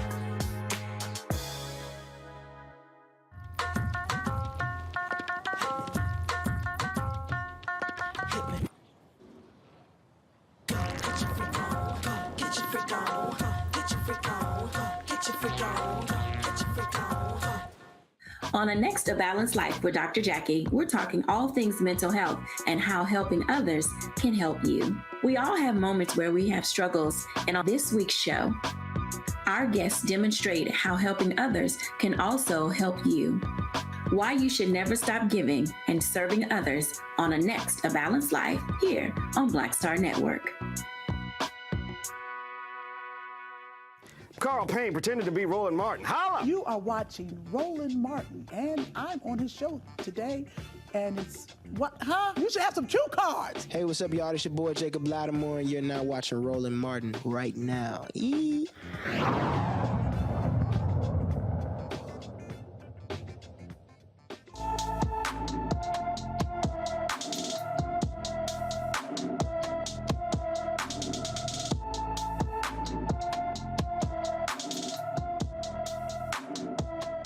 Ali Noble has been missing from East St. Louis, Illinois since June 11th. The 15-year-old is 5 feet 8 inches tall, weighs 140 pounds, with brown hair and brown eyes. Anyone with information about Ali should please call the Cahokia Heights, Illinois Police Department. 618-337-9505, 618-337-9505. All right, y'all, Tuesday night, there were elections across the country. In Georgia here, Charlie Bailey beat former Atlanta Councilman Kwanzaa Hall for the Democratic nomination for lieutenant governor. Also, punk-ass Vernon Jones, that trifling Donald Trump ass-kissing Republican, he lost, got blown out. Vernon, don't show your face nowhere in Georgia. That's that fool right there. Y'all remember he showed his ass at that debate where he was mad because he didn't get to speak first? And he basically cussed out them folks. That's why he lost 75-25. And so, matter of fact, I posted a comment about him losing. I said on my Instagram page in his campaign, Eugene, you know I had to say this here, Eugene. I said that the campaign party for Vernon Jones last night was a repast. Oh yeah. I don't care. Oh, yeah. I don't care. Vernon. Matter of fact, I think Eugene. I think that there are more. I think there are more comments on my Instagram post than Vernon got votes. You might have a point. Look. Finally, his career is dead. You know. Maybe C.J. Pearson will find better hobbies at this point. I forgot. Lil C.J. was his campaign manager. But also, it's a big loss for Trump as well. A huge loss for Trump. They thought they were doing something, getting him up the governor's race, having him run for this congressional seat, give him Trump endorsement. And then, get him to the runoff, and then, he gets blown out like this. But that's a big L on Trump. Indeed. And in Alabama, y'all know this person, Black. Yolanda Rochelle Flowers won the Democratic nomination for governor in Alabama, making her the first Black person to be nominated by a major party for the governor's seat. I'm sorry, excuse me. No. The first African-American woman, because y'all might remember that sorry ass Arthur Davis ran for governor and got blown out as well. Y'all know, hell, he matter of fact, him and Vernon Jones need to hook up. That's how trifling Arthur Davis is. And so Flowers is going to face incumbent Governor Republican Kay Ivey. This will be the first time in Alabama history that two women will fight for the governor's seat. And so that's a good thing there, Monique. This sister here. Look, Alabama, deep red state. But the bottom line is, hey, you can't win if you don't run. That's right. That's right. And we certainly wish the best for that race, but it's monumental and very important that she would even get the nomination. And so these, in the midst of some dark days, we are seeing very bright lights like this. Also in D.C., incumbent Mayor Muriel Bowser, she won a Democratic nomination. If she wins in November, it's going to be her third term as mayor. Red Grant, a comedian, Red is actually running as an independent. And so I dropped by his party last night just to say hey to him. And he said that, look, Bowser was a candidate they want. Say he's going to beat him. Well, we'll see. Look forward to having both of them on the show. You got to host that. You got to host the debate. I'll be more than happy to host a debate between Mayor Muriel Bowser and Red Grant. Not a problem. Let's see if we can make it happen. Folks, Brooklyn City, Minnesota, they're going to pay the family of Dante Wright $3.25 million for his death. Remember, it was former police officer Kim Potts who killed Dante Wright during a traffic stop. As part of the settlement, the city agreed to change traffic stop policies and implement more training on implicit bias, weapons confusion, and mental health. Also, a permanent memorial will be built where Wright died. The family released a statement regarding the settlement and charges. Nothing can explain or fill the emptiness in our lives without Dante or our continued grief at the senseless way he died. But in his name, we will move forward. It was important to us that his loss be used for positive change in the community, not just for financial settlement for our family. We hope Black families, people of color, and all residents feel safer now in Brooklyn Center. Real quick here, Monique. One of the things that jumps out at me, I look at this case, I look at Breonna Taylor in Louisville. What we're seeing by these lawyers representing these families is not just financial settlements. They are looking for policy changes along with these settlements. Well, yes, it's the same lawyers representing those families, and they have really bright people who are helping them come up with equitable remedies. And that's what matters, because as I've been saying since a million years ago, when we were in Ferguson, one settlement affects one family and it taxes a city because that's how the settlement gets paid. But when there are equitable remedies at work in the settlement, when you are requiring change to be included, legislative change, policy changes, new provisions that protect the community, then that is doing the work of social engineering. And that's what Thurgood Marshall always preached about us doing. And that is what we're seeing, because they could have settled this case a long time ago. They could have settled the Floyd case well before it was settled. Many of those cases, if they hadn't leaned in to insist upon change, then it would have taken much longer to get to it. Eugene and Scott also speak to that issue. Eugene first. Again, using these settlements as a way to change public policy. I mean, look, it's consent decree by a different means, and so legislatures move slow, city councils move slow. Settlements can move very, very fast, as the two actual lawyers here, probably can tell you better than I could. And it's a way to force their hands, when they're already on the ropes. But, I just wish a lot of these cities and police departments understand that, hey, it's literally cheaper just to respect somebody's rights. Scott? But I'm a little concerned. You're on mute, Scott. No, I'm not. Okay, keep talking. Okay, I'm a little concerned. Scott, now you turn yourself off. No, I didn't. Can you see me and hear me now? Yeah, come on with that cricket Wi-Fi.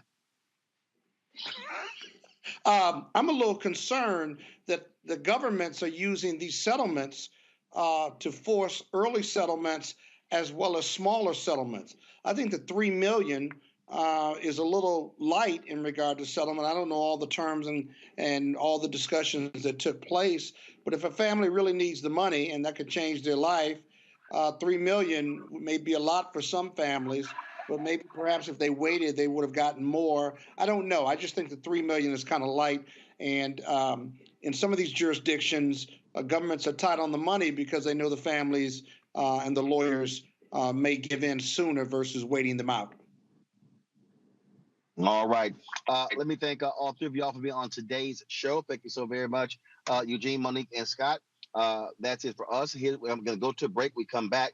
We're going to hear from the president of Lane College, laying out his vision for the university and also how what he hears on this show impacts his decision making. YouTube, while y'all tripping, we should be at 1,000 likes by now. Hell, that first 50-minute conversation was so fire. Y'all should have been lighting likes up. So I'm going to go to a break. When I come back, I should be seeing 1,000 likes. This ain't that hard.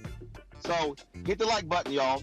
Facebook, same thing. Like button, share button as well. Again, we come back.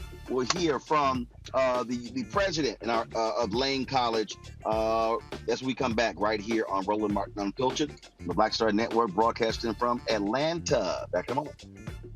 Verizon just gave us all a brand new iPhone 13. We've been customers for years. We got iPhone 13s too. Switched 2 minutes ago, literally right before this. iPhone 13 on us on any unlimited plan for every customer, with plans starting at just $35. All on the network more people rely on. Love our new Alexa. It's a Buick. Yeah, Alexa. Buick. Alexa. It's a Buick. It's an Alexa. It's a Buick. It's an Alexa. Coach, that's a Buick. That's an Alexa. The Buick Enclave with available Alexa built-in. We're all impacted by the culture, whether we know it or not. From politics to music and entertainment, it's a huge part of our lives, and we're going to talk about it every day right here on The Culture with me, Faraji Muhammad, only on the Black Star Network. How about sushi? I just had sushi for lunch yesterday. How about tacos? Automatic emergency braking, one of 6 advanced safety features standard on every 2022 Chevy Equinox. Find new technology. Find new roads. Chevrolet.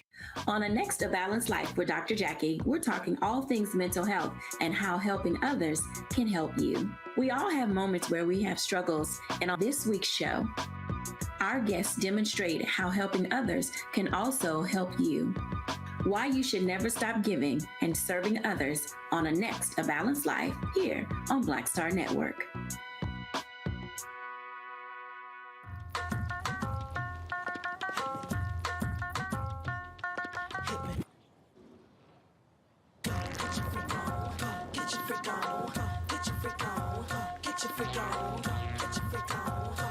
Hey, yo, Peace World, what's going on? It's the Love King of R&B, Raheem Devon. Hey, I'm Cupid, the maker of the Cupid Shuffle and the Wham Dance. What's going on? This is Tobias Trevelyan.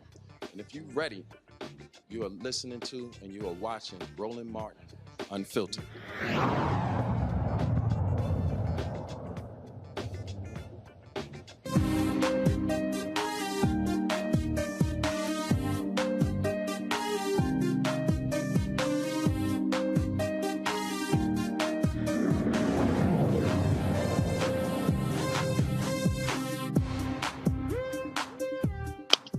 All right, folks, welcome back to Roland Martin Unfiltered on the Black Star Network.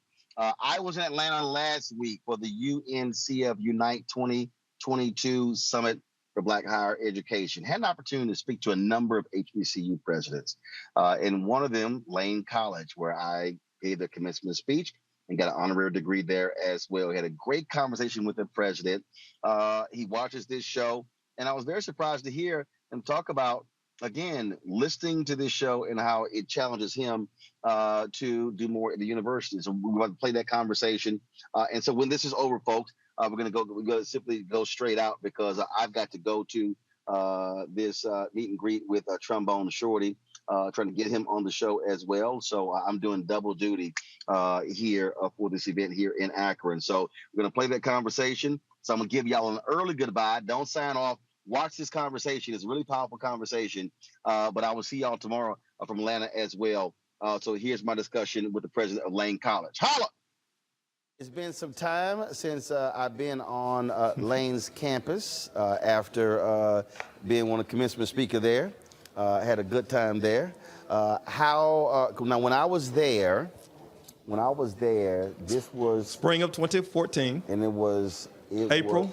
Shortly after, not shortly after, y'all had really been devastated by the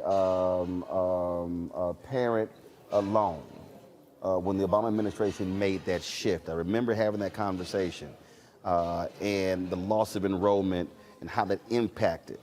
So then, of course, COVID hits. And so where are you now in terms of your student body? Did you recover? Did you go back down? Are you going back up? Where are you now in terms of your student body?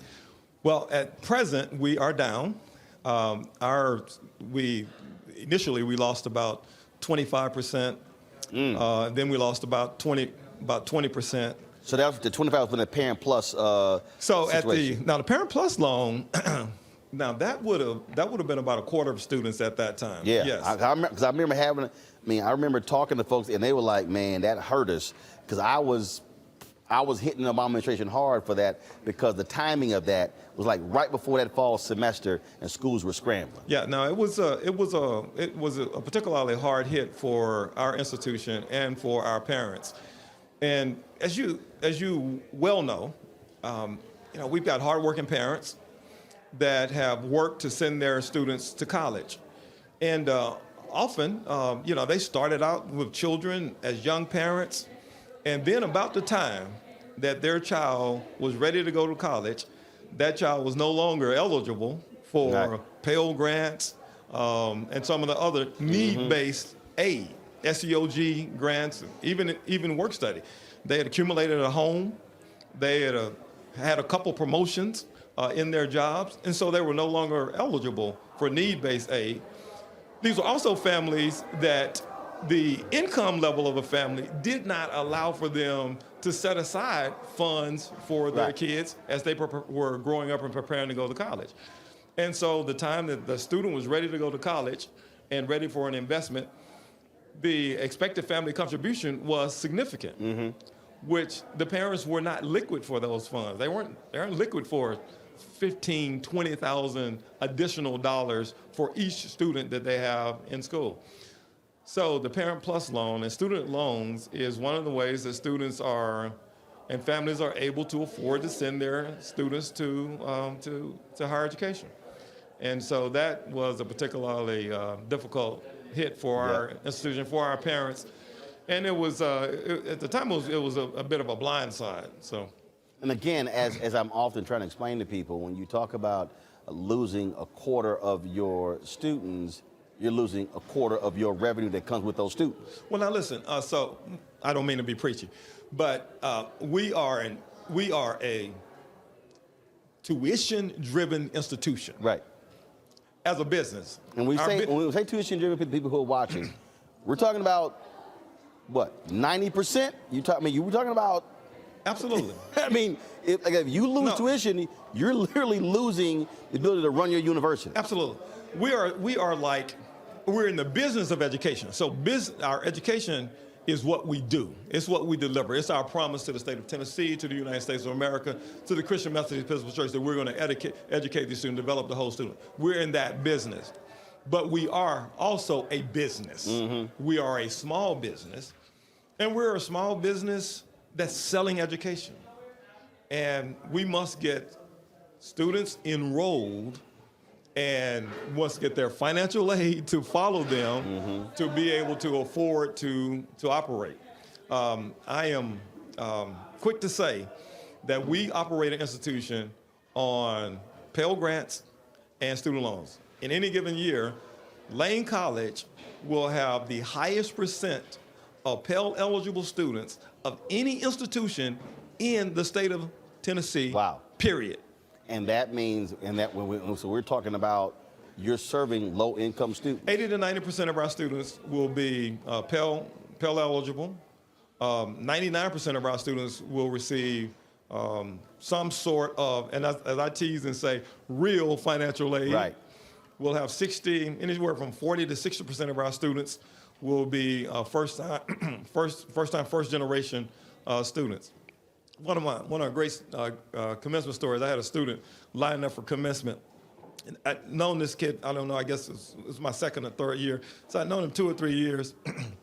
And he says to me, lining up for commencement, said, I am the first in my family in 3 generations to graduate from high school. Wow. Not college, high school. High school. 3 generations. 3 generations. First ever in college. That's 60 years. Absolutely. That's our place in society.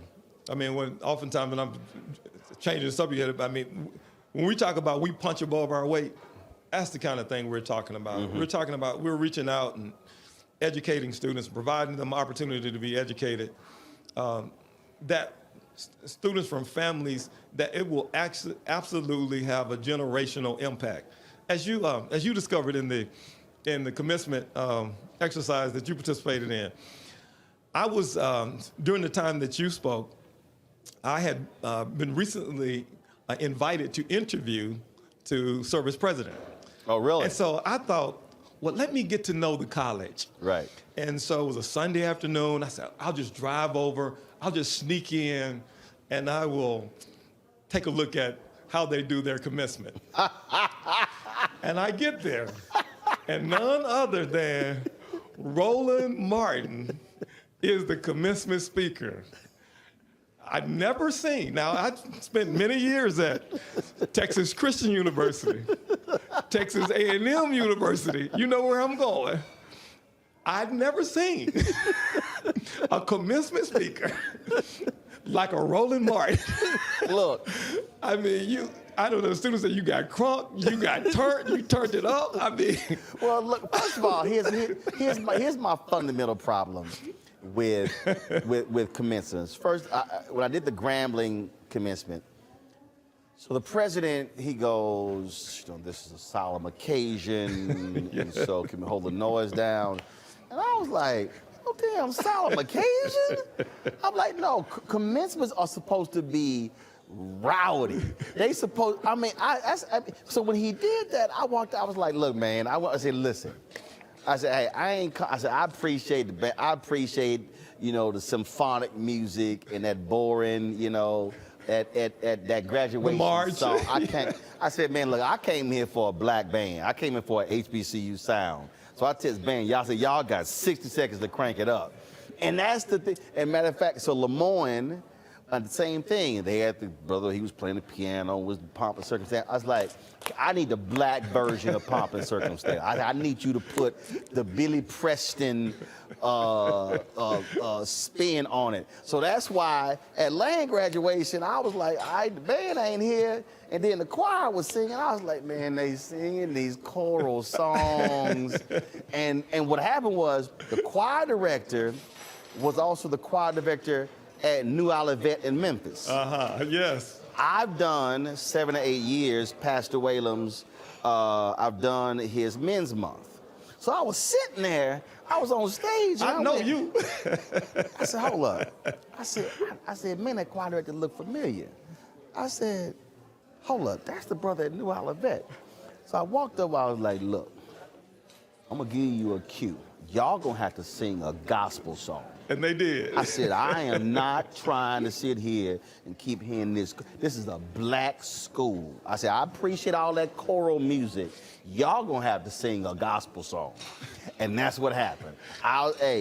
Look, I got no problem. Because here's my philosophy. I tell everybody this here. The commencement speaker has rights no one else has. When you get up on that microphone, you got it. It's yours. President, everybody sit back there, it's yours. So you do what you do. And here's the deal. If anybody got a problem, then look, they deal with it later. But at that point, because I just believe the students should have an experience that they'll never forget. and it's not one of those just forgettable, I was bored, they played the music, we walked across the, no. We about to turn it up in here. Yeah, you did.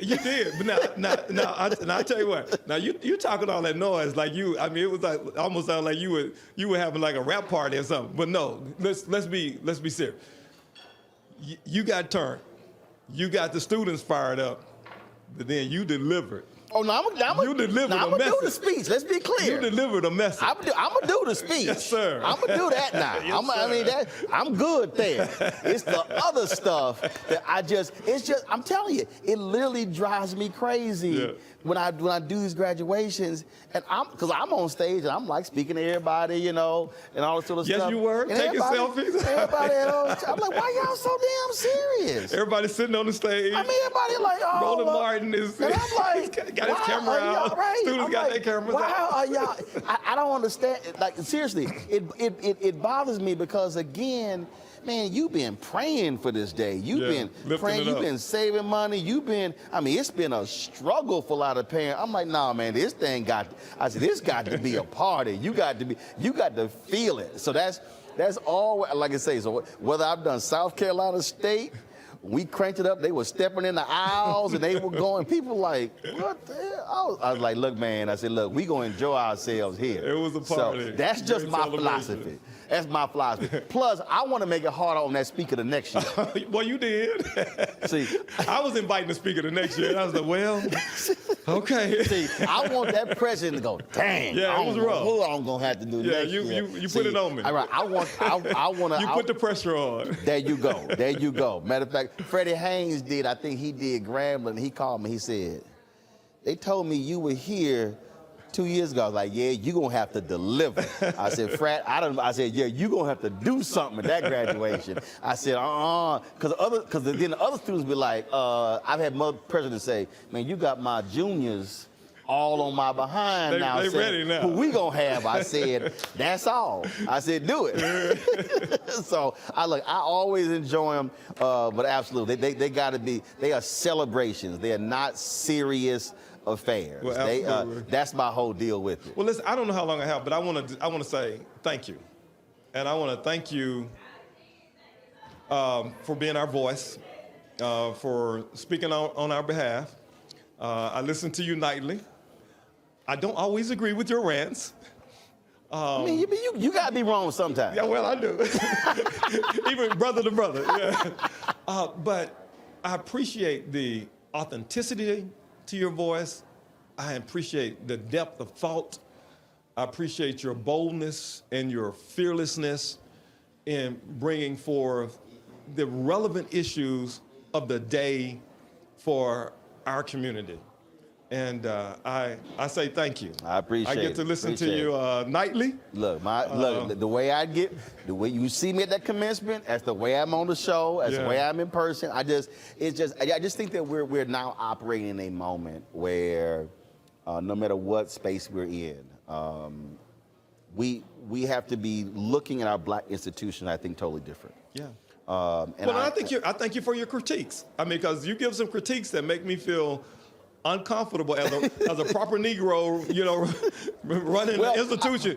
There's some critiques of institutions that I just go, okay, I got to deal with that. Well, as I'm relaxing, at the end of the day, and I'm relaxing, then I got to get tense again because I'm listening to Roland Martin. Well, this is what I say. I said, if you're looking to feel comfortable, and you're looking for somebody who can pray with you, who can advise you, call my wife. She's an ordained minister.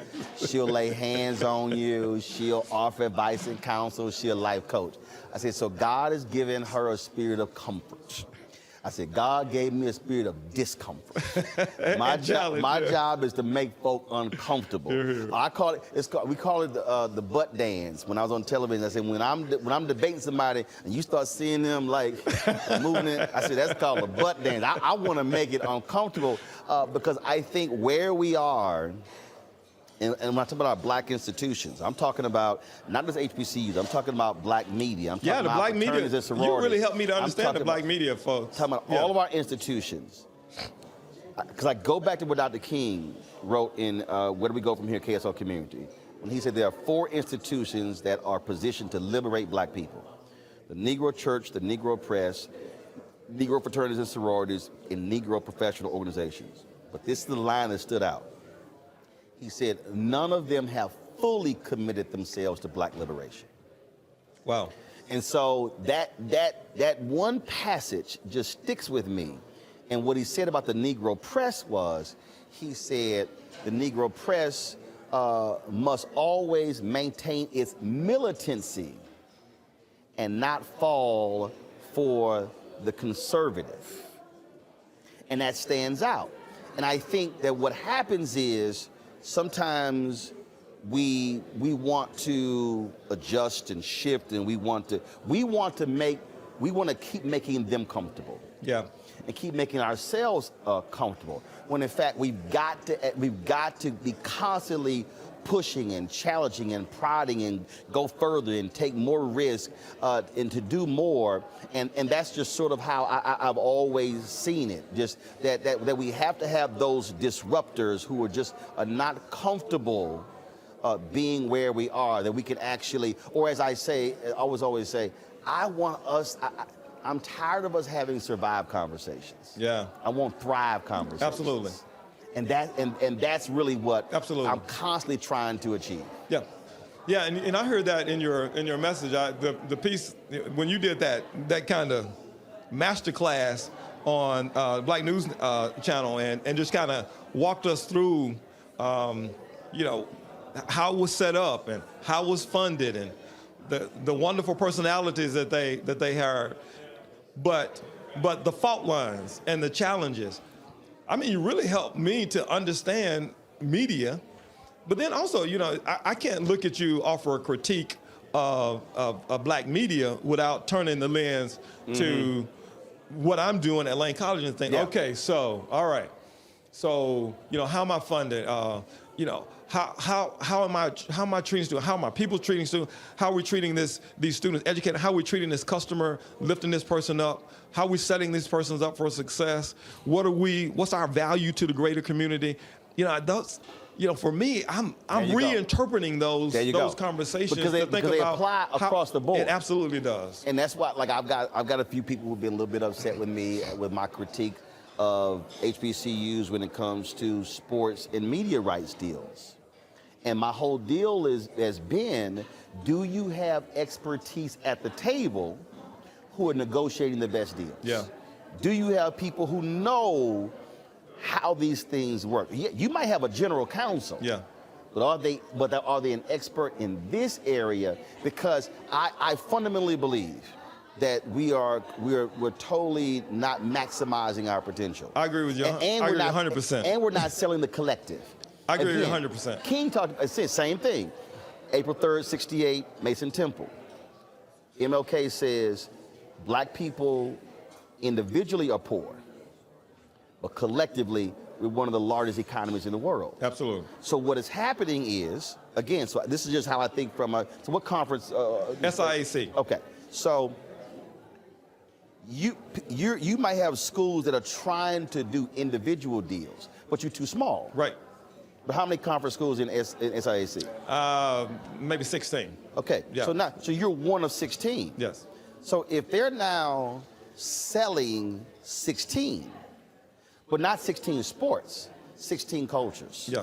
16 student bodies. Right. 16 alumni. That's a collective. 16 cities with black population. Right. Now all of a sudden, when you go out, you're selling that. You're not selling how many people are actually watching a sports program. And so when we start realizing the power of the collective, not the individual, then all of a sudden when all of us can get paid, all of us can grow. Absolutely. That changes the game. Well, yeah, and if you think about the conferences and start to think about what we could do together in collaboration, if we were innovative. I mean, you had SIAC, SWAC, the MEAC, CIAA, the Gulf Star, I believe it's Gulf Star. I mean, you start to think about those conferences coming together, doing a basketball tournament, doing a football doing a baseball championship, doing a softball, doing a volleyball championship, doing a massive academic competition, doing a massive HBCU. See again though.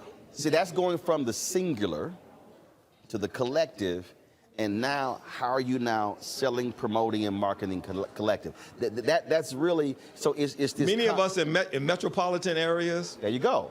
And again, what we're doing is we're only thinking about our schools versus where, for me, I think student body, alumni, external population. So now, if I'm selling that.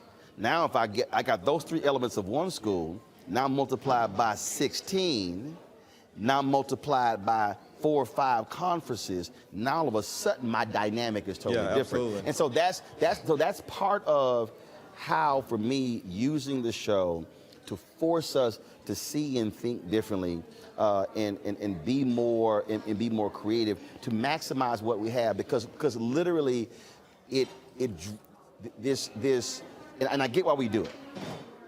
Black people have made the most out of the little that we've been Absolutely. given. My grandfather would sit here, all the family would gather on Sundays, we would have gumbos, and look, it's 56 people in the house. They had 8 kids, each one of their kids had at least 5 kids. Yep. So my grandparents had 42 grandkids, like 80 great-grandkids, like 130 great-great. So we all, big gatherings with nothing. So it'd be 2 chickens in that gumbo pot, and you had some meat in that pot. And this is what I said. I said, well, how about one day if we're not talking about how he took 2 chickens in a gumbo pot, and we each had a little meat in our bowl. But how about if we had a conversation that we had 8 chickens? Yes, sir. So for me, that's where I want us to go. Yeah. That where we're having thriving conversations. Well, and thriving, and I think also we have to get out of our way.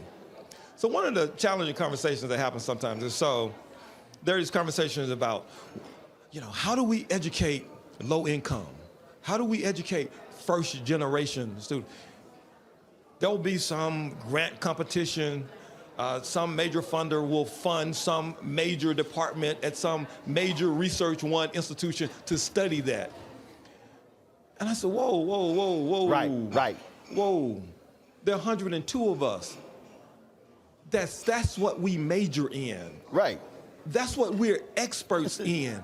That's what we do. If you want to know how to do that, come sit at our feet and let's chat about this. Right. Don't spend money to study it. You don't have to. You don't spend have to money spend where this. we're doing it. Absolutely. Make the investment here, and you will see an immediate return on your investment. Every time we get into a political season and folks are making major contributions to politicians, I said, well, at least half of y'all are going to spend your money on the wrong person. Right. Because somebody's going to lose. Somebody's going to lose, at least half of you. You can make an investment in Lane College. You make an investment in an HBCU, and it's a guaranteed return. Right.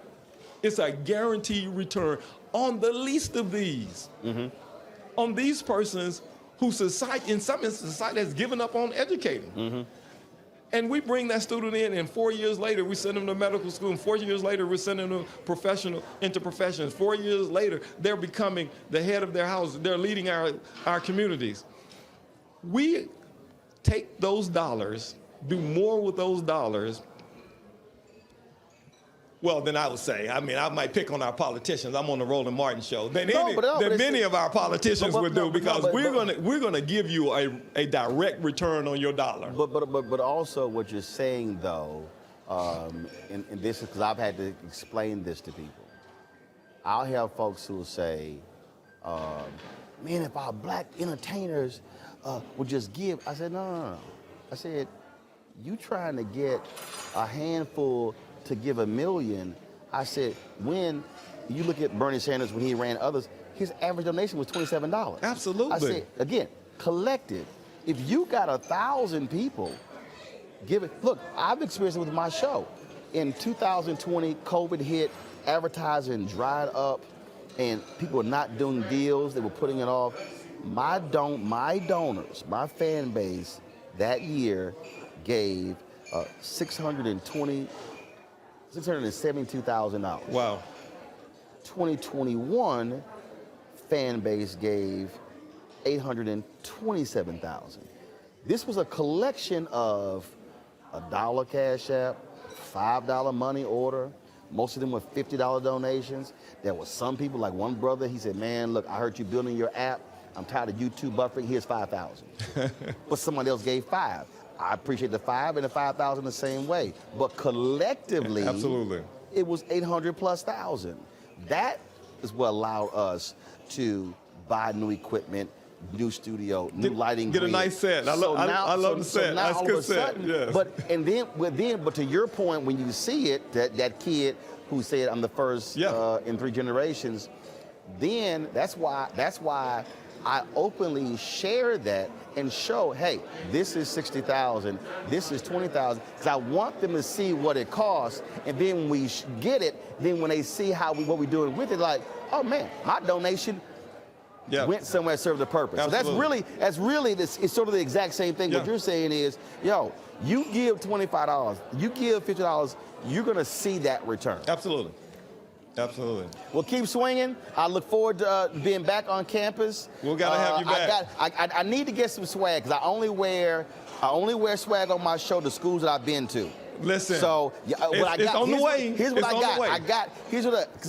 I got my stole, but I don't think they sent the honorary degree. Because you know what happened? Here's what happened. It's a funny story, straight up. So they gave me a Toomey leather backpack.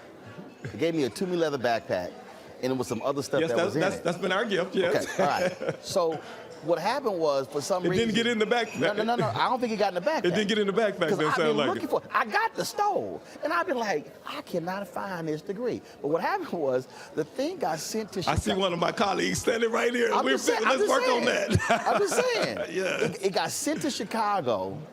But then, for some reason, my staff... it got sent to Chicago. Then, for some reason, it got sent back to Lane. So they were texting me like, did you get it? I was like, yo, we ain't got no package. There was no tracking number. It was actually sitting in the president's office. They had no idea. It was like 4 months later. They called us. They said, this box been sitting here. Well, listen. And then Tangela Poole, my CFO, my Vice President of Academic Affairs is right here, right now. Daryl Coleman, we will get you your honorary degree. It was the funniest thing because they kept calling. I was like, where the bag? And then finally they were like, no, we sent it. And we were like, yo, we have it where it said it showed up. We have no idea where it went. And somebody walking around with your degree. No. It ended up sending it back to Lane, and no one at Lane knew. And then one day somebody called. They said, we were in the president's office. That was a box. We opened it up. Your backpack and the award was in the backpack. It was ouch. It was the crazy. Like that was y'all sent it. They sent it to me. It's supposed to send it to me in D.C. My staff in Chicago. We had a notice that it got picked up, but it never got delivered. There was no, we literally had, it got picked up on this date, this time, but there was no number, nothing. We couldn't find it. Somehow they sent it back to Lane, and it was sitting in the corner for like 3 months. Then we got a call. They were like, we just came across this box. Here it is. It was.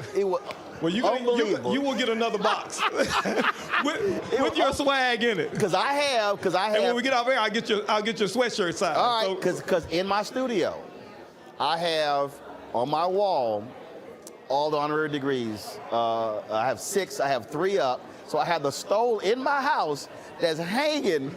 And I'm like, I need to get, I told my staff, I said, call Lemoyne. I said, call Lemoyne and call Lane.